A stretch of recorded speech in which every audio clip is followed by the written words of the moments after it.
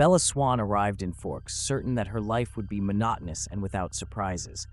She expected nothing more than rainy days, boring classes, and a quiet existence in her father's small house. But everything changed the day she met Edward Cullen. From the very first moment, she felt that there was something about him that didn't fit the normality of her new world.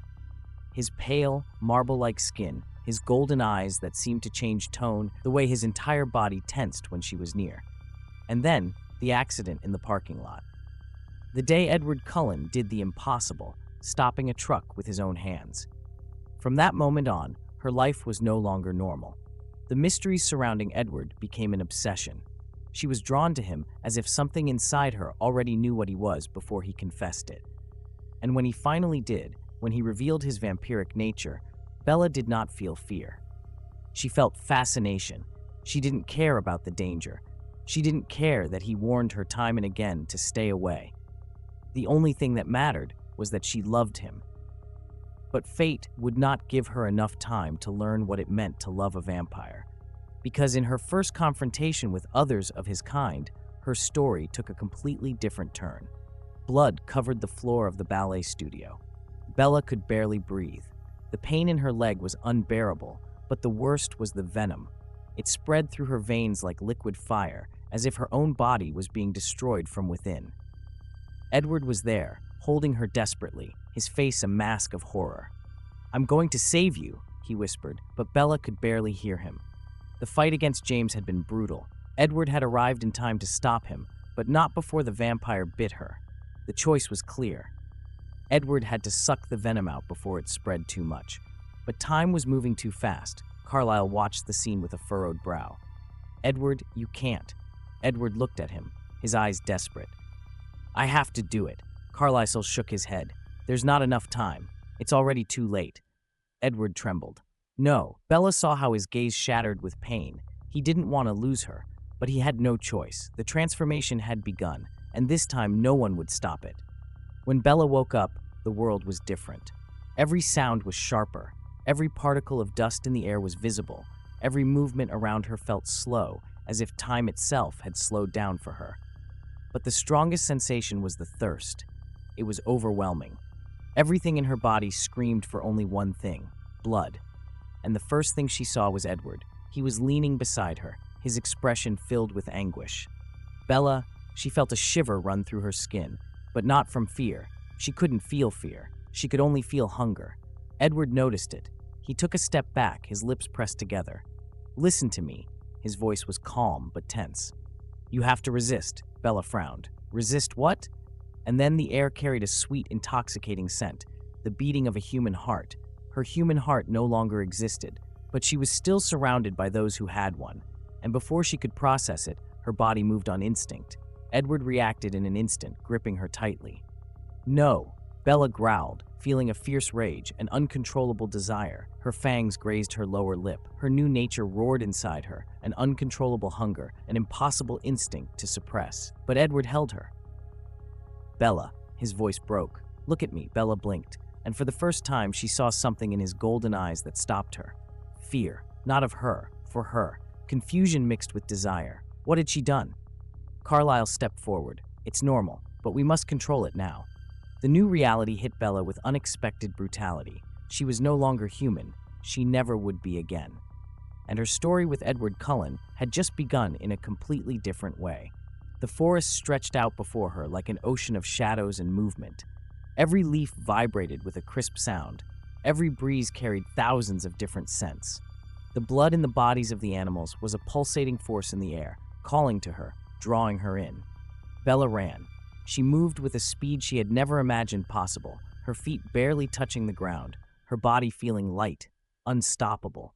And then she saw it, a deer. Her muscles tensed instinctively. Her mind, still human in many ways, clung to the horror of the moment. Was she going to do this? But her body had already decided. She lunged at the creature in a single motion, her fangs piercing its skin, the hot blood spilling into her throat. The relief was immediate. The thirst lessened, but it didn't disappear. Because it wasn't enough. Frustration hit her hard, the craving for more, for something different, something that would truly quench the fire inside her. And what terrified her most was that she knew exactly what it was. Bella pulled away from the deer, breathing heavily, her dress soaked in animal blood. She looked at Edward, who watched her from a distance with an expression of relief and caution. "You did it," he said softly. Bella wiped her mouth with her sleeve, but the sensation didn't fade. "It's not enough." Edward nodded slowly, his lips pressed together. "It never will be." The weight of those words fell on her like a stone.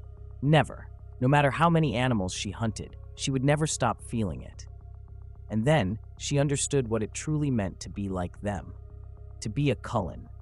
Weeks passed, and Bella became something new. She was no longer the clumsy girl who had arrived in Forks. Now she moved with impossible grace, gliding among humans without making a sound, maintaining an exact distance from every heartbeat that threatened to push her over the edge. But it wasn't easy. The first day back at school was torture. She had believed she could handle it, that she could be like Edward and the others. But the moment she stepped into the classroom and the air filled with the scent of human blood, her mind went blank. She saw her. Just a random girl, sitting near the window, a vein pulsing in her neck. Bella felt her throat tighten. The instinct was immediate, savage. Run, hunt, feed. The Cullens saw it before she could move. Alice was at her side in an instant, her fingers gripping Bella's wrist tighter than she thought possible. "Not here."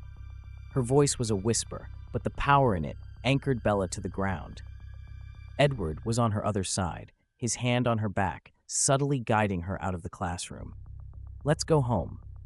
Bella didn't protest. She knew that if she did, she wouldn't be able to stop. That day, she understood the true nature of her new life. It wasn't the romantic story she had imagined when she wished to become one of them. It wasn't just about being with Edward forever. It was fighting against herself every damn second. Edward found her sitting by her bedroom window that night, staring at the moon over the forest. He didn't say anything at first. He just sat beside her, letting the silence speak for them. Finally, Bella broke the silence. "I don't know if I can do this." Edward took a deep breath, even though he didn't need to. "It's hard at first, but you will." Bella turned her head to look at him. "How do you know?" Edward held her gaze. "Because you're Bella." It wasn't enough, but in that moment, she needed it. The days passed, and Bella learned. She learned to hunt before every interaction with humans. She learned to walk away when the craving was too strong. She learned to hide the desperation behind a serene smile, just like Edward, like Carlisle, like all of them did. But there was something else. Bella wasn't like the others. She adapted too quickly. Her senses were sharper, her self-control stronger than it should have been for a newborn. Carlisle noticed it. Alice saw it in her visions. Edward felt it. Bella was different, and they all knew what it meant. If anyone else discovered how fast she was mastering her nature, the Volturi would come for her. But no matter how much they protected her, no matter how much they trained her, fate was already written. And when the Volturi finally learned about her, they didn't come to warn. They came to take her.